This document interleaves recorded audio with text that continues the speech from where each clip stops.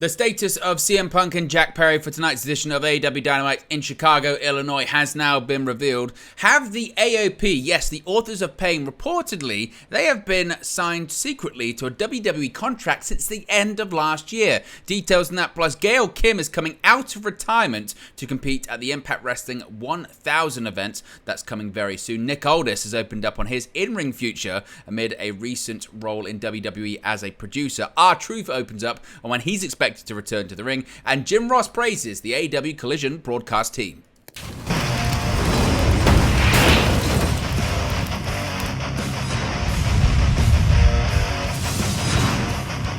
Hey guys, welcome back to Wrest News 365. Hope everyone is doing very well. As always, there are plenty of news stories to get into in the world of professional wrestling. Let's start off talking about AEW, All Elite Wrestling, tonight's live edition of Dynamite on TBS from Chicago. The first show since AEW All In this past weekend, AEW's most successful ever show, the highest paid attended show in pro wrestling history, but also the first show since the incident of Brawl In featuring AEW's real world champion CM Punk and Jack Perry. Now, CM Punk's status for tonight's August 30 episode of AEW Dynamite in his hometown of Chicago has been revealed following his backstage altercation with Jack Perry this past Sunday.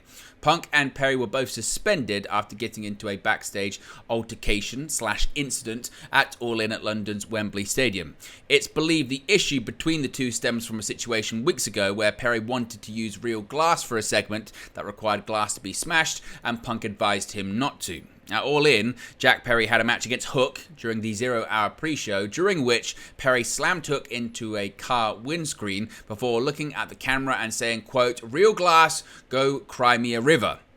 The match after that, the show opener for the actual All In pay-per-view, was CM Punk vs Samoa Joe for the Real World Championship, and Perry and Punk reportedly came across each other backstage before Punk made his entrance on the show. As for who initiated things and whose fault it was, well, that really depends on who providing the information to you and which side they give, so it's not even worth getting into that beyond what we've already covered. Be sure to check out the previous videos on everything we've covered up to this point. A couple of things, though, that seem to be universally agreed is that at one point Punk got Perry in a chokehold.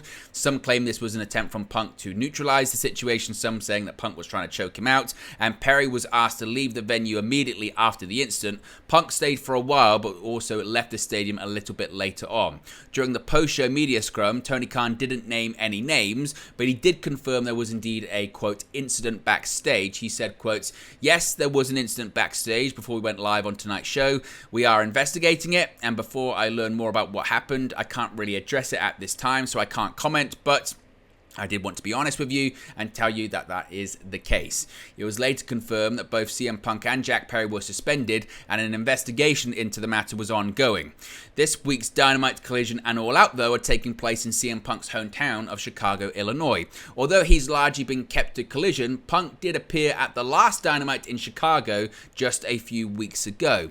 In an update, PW Insider is reporting that CM Punk is not present at tonight's edition of Dynamite. This news follows the news that was reported also as well that Jack Perry is not there either. As of a few hours ago, Punk was in Las Vegas after being awarded the Iron Mike Mazurki Award by the Cauliflower Alley Club yesterday. It was also reported yesterday that Punk had confronted AEW President Tony Khan before his altercation with Perry, which we covered in detail there as well. So no CM Punk, no Jack Perry tonight on Dynamite. Not too surprising when it comes to Punk. Obviously, he's not usually on these Dynamite shows, considering though he was on the last one in Chicago.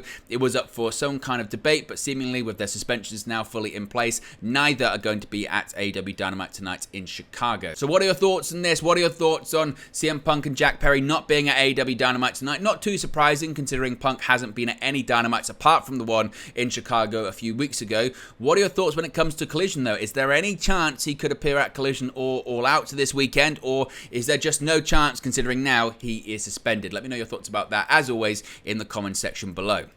Now, this is quite an interesting story regarding former Raw Tag Team Champions, the Authors of Pain, because Fightful had reported that WWE had interest previously in the Authors of Pain. This was a report that came out months ago, and obviously the Authors of Pain being Akam and Razar, but there may have been actually way more to it to that. Now, according to Sean Ross Sapp of Fightful Select, actually, there's way more to this because several sources have told Fightful that months after the initial report they put out, that the AOP, the Authors of Pain, Legion of Pain, whatever you want to call them, have actually been under contract with WWE since 2022, though Fightful haven't actually been able to confirm as much. Specifically, they were told, quote, it was before Vince McMahon came back because that put a halt on all signings besides new recruits. There have been some signings in recent months though, however. AOP were actually on internal travel list back in May.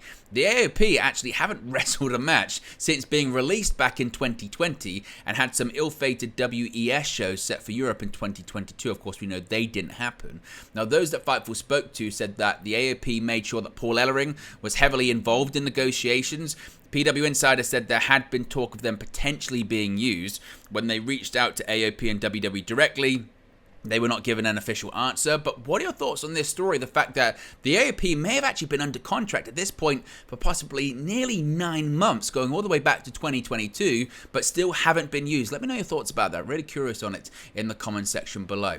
Now let's switch gears here and talk a little bit about Impact Wrestling. We spoke the other day about one person coming back in Awesome Kong, coming out of retirement for the first time in about 3 years. Another name is also coming out of retirement to compete on Impact Wrestling's 100th episode. During an appearance on Busted Open on Wednesday, Impact Hall of Famer Gail Kim revealed the big news that she'll be making her in-ring return for Impact 1000.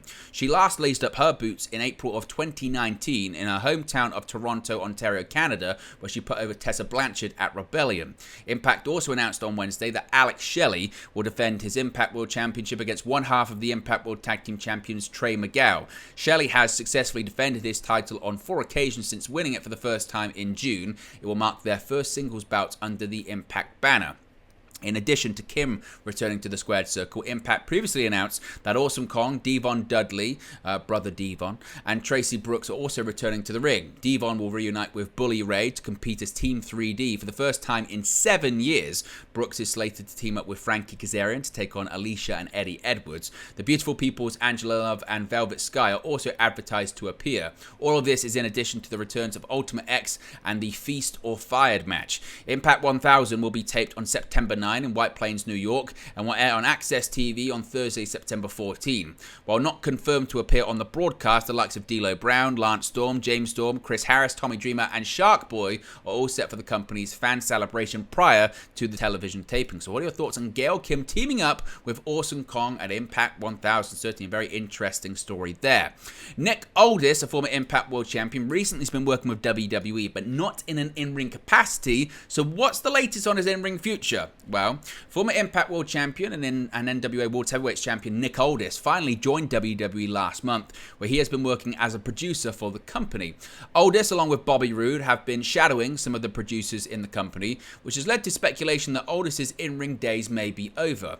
Aldis spoke to Nico Knows Best, where he discussed his current role and how it does not mean that his in-ring days have come to an end. He said, quote, because of the discussions about a different role, immediately it jumps to, oh, he's not wrestling anymore, he's retiring. Is he done wrestling? Hold on. I'm 36 years old. Maybe another blessing and a curse in my career is that I got started on a national, international stage very early in my career.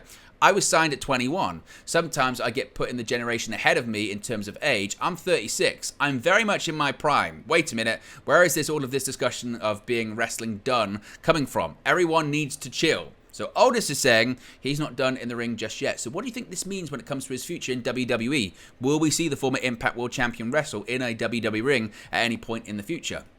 Speaking of in-ring returns, R-Truth seemingly is nearing a return from an injury. WWE superstar R-Truth has been out of action with a torn quad injury since November of last year. Truth was injured on an episode of NXT where he took on Grayson Waller on the show, but it seems like we're closing in on seeing him back with the company.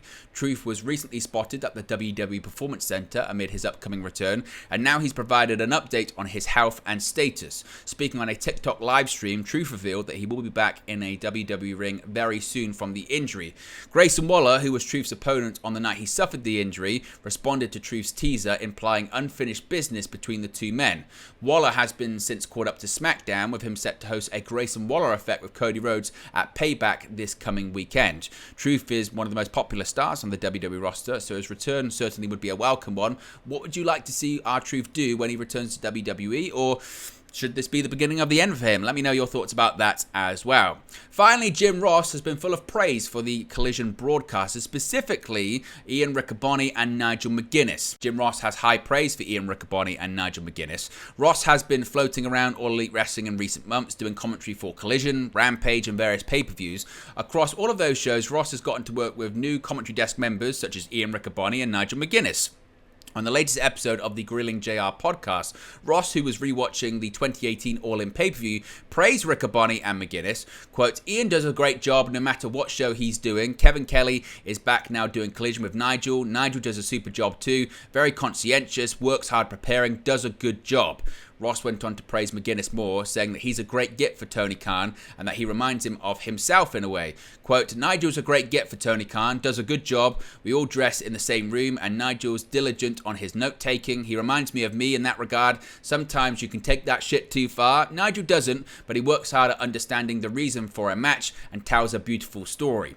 Ross also went on to state that he was very impressed with Ricobani recently, noting that he's a really good young announcer. Quote, we were back together with Kevin Kelly and Nigel, and that's always fun. I was very impressed with Ian Ricobani, really good young announcer. So certainly he's full of praise for the Collision broadcasters. What are your thoughts on the AEW Collision announce team? Let me know your thoughts on that and everything else in the comment section below. Be sure to smash a like on the like button. Be sure to subscribe, bottom right hand corner, and I'll speak to you again very, very soon. Hey guys, thank you for watching, listening, streaming, or however you come across this video today. Be sure to click on the video on the right there to watch our next video, or click the bottom there to subscribe, or the bottom right hand corner. Thank you very much, and I'll speak to you again very soon.